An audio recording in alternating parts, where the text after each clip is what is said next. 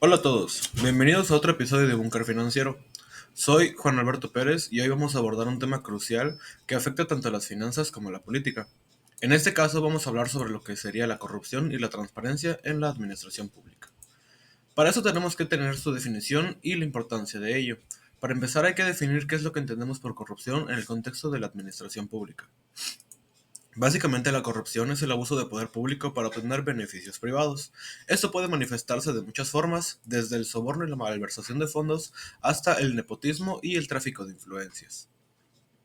La importancia de abordar la corrupción no puede subestimarse, puesto que esta erosiona la confianza en las instituciones financieras, desincentiva la inversión extranjera y doméstica y desvía recursos que podrían usarse para el desarrollo económico y social y también personal, claro, afectando a las finanzas tanto públicas como privadas de una forma totalmente negativa.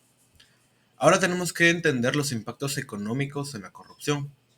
En este caso, primero hay que ver cómo la corrupción afecta directamente a las finanzas y a la economía. En este caso, como primer punto, tendríamos la desviación de fondos públicos. Cuando los funcionarios desvían los fondos destinados a servicios públicos esenciales como educación, salud e infraestructura, la calidad de estos servicios disminuye, afectando negativamente el desarrollo humano y las finanzas públicas. Bien sabido es que luego hay muchas construcciones que nunca terminan bien o que simplemente no se terminan y se quedan pues básicamente tiradas y eso es un dinero que se pudo haber utilizado para algo mejor. De ahí tenemos el aumento de los costos. En este caso, las empresas se enfrentan mayores costos operativos debido a los sobornos y los pagos extraoficiales. Esto reduce la competitividad y puede llevar a precios más altos para los consumidores, impactando las finanzas personales y corporativas en cada uno de los ámbitos. Como siguiente punto tenemos el desincentivo a la inversión. En este caso, como no existe una transparencia y la corrupción está de una forma generalizada, estos provocan un ambiente de incertidumbre que disuade la inversión extranjera directa. En este caso, los inversionistas prefieren mercados donde las reglas son claras y claro que se aplican de manera justa. Esto afecta a las finanzas nacionales, puesto que muchos inversionistas prefieren irse a invertir al extranjero y dejan de invertir pues dentro de la nación. Como siguiente punto tenemos el impacto en la competencia. En este caso, la corrupción favorece a las empresas con conexiones políticas en lugar de las más eficientes o innovadoras. Claro que esto no únicamente se ha visto en este tipo de ámbitos, sino que también se ve al momento de conseguir un trabajo, al momento de conseguir un empleo. Esto distorsiona el mercado y reduce la productividad general, lo que hace que perjudique las finanzas corporativas y también las finanzas nacionales. Tenemos varios ejemplos de corrupción y también sus consecuencias. En este caso, vamos a analizar algunos ejemplos concretos para entender mejor estos impactos en las finanzas. Como primer caso tenemos el caso Petrobras en Brasil. En este caso se descubrió una vasta red de sobornos y desvío de fondos de la empresa estatal de petróleo, Petrobras. Las consecuencias incluyeron una significativa pérdida de valor en el mercado, la desconfianza de los inversionistas y una profunda crisis política y económica en el país. Esto afectó gravemente las finanzas públicas y privadas y hasta la fecha sigue repercutiendo en este país. En este caso tenemos un escándalo que existió en Malasia de $1 millón. El Fondo Soberano de $1 millón fue un objetivo de malversación de miles de millones de dólares, afectando gravemente la economía de Malasia y resultando en procesos judiciales internacionales en lo que se rastreaba pues hacia dónde se iba el dinero y hacia dónde se dirigía. Este caso realmente subrayó la necesidad de la supervisión y la transparencia en la gestión de fondos públicos para poder proteger las finanzas nacionales. Pues normalmente vemos que las finanzas nacionales pues están regidas por distintas personas, pero si no se tiene el cuidado adecuado puede existir esta corrupción y puede terminar afectando a largo plazo. También en otro punto tenemos las medidas para combatir la corrupción. Básicamente, ¿qué se puede hacer ahora para combatir este flagelo y poder proteger nuestras finanzas? Existen varias estrategias y medidas que los gobiernos y las organizaciones podrían implementar. Como primera medida, necesitarían la transparencia y la rendición de las cuentas. En este caso, en nuestro gobierno mexicano conocemos al conocido SAT, que es el que ve todos los impuestos, que ve todos los pagos y las contribuciones. Para eso se necesitaría publicar información detallada sobre el uso de los fondos públicos y las decisiones gubernamentales.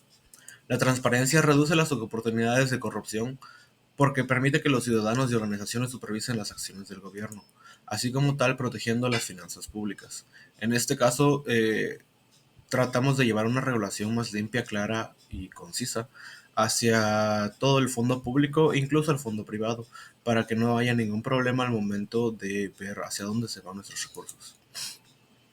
Como segundo punto tenemos el fortalecimiento de las instituciones. En este caso, las instituciones independientes y bien financiadas, como fiscalías y tribunales, son esenciales para investigar y procesar casos de corrupción de una forma efectiva, garantizando así que las finanzas públicas sean utilizadas adecuadamente. Como siguiente punto tendríamos la protección a los denunciantes. En este caso, las leyes que protegen a los denunciantes de corrupción son fundamentales. Los individuos que pueden denunciar estos actos corruptos deben de estar protegidos contra las represalias para fomentar una cultura de transparencia y poder proteger nuestras finanzas. Claro que no se ve esto mucho hoy en día porque pues realmente hay muy poca gente que denuncia la corrupción, sobre todo en un país como el nuestro. Como siguiente punto tendríamos la tecnología y la digitalización. En este caso, como habíamos abarcado en un anterior bloque financiero, tenemos las criptomonedas y otro tipo de fondos de inversión digitales, los cuales algunos tienen un buen respaldo y algunos no, dependiendo de que sea hacia dónde se dirija tu inversión. En este caso, la implementación de tecnologías digitales en procesos gubernamentales podría reducir la corrupción al minimizar el contacto humano, tanto en trámites como en pagos, así como tal disminuyendo las oportunidades para el soborno y protegiendo las finanzas públicas. Se sabe mucho que las tretas y los tratos que se utilizan en el mundo financiero la mayoría de las veces son en persona, puesto que existe una mayor confianza o una mejor relación ante las finanzas. En este caso, si nosotros no dejáramos que existiera ese contacto humano o ese contacto físico, sería de una forma un tantito más difícil para poder hacer este tipo de tratos malversados. Y como último punto tendríamos la educación y concientización. Tendríamos que promover una cultura de integridad y ética a través de programas educativos y campañas de concienciación pública. Esto puede ayudar a cambiar las actitudes hacia la corrupción y fomenta un entorno en que la corrupción no es tolerada, en este caso protegiendo nuestras finanzas a largo plazo. Básicamente, tenemos que entender que la corrupción y la falta de transparencia en la administración pública tienen unos efectos devastadores para la economía y sobre todo para nuestras finanzas, sean personales o sean de empresas. En este caso, sin embargo, con las medidas adecuadas es posible reducir significativamente su incidencia y también se pueden construir instituciones más fuertes y confiables, lo que resultaría en una mejor gestión de nuestras finanzas. Básicamente lo que tendríamos que hacer es intentar de dejarse de ser corruptos. Claro que no podemos hacerlo una persona a la vez, pero si cada quien hace un pequeño cambio puede lograr una mejor versación de lo que serían nuestros impuestos y todo el gasto público que se genera. Pues esto sería todo y gracias por acompañarme en este análisis en nuestro búnker financiero. Mi nombre, reitero, es Juan Alberto Pérez y los invito a reflexionar sobre la importancia de la transparencia y la rendición de cuentas en nuestras administraciones públicas para proteger nuestras finanzas. Hasta la próxima y espero verlos pronto. Adiós.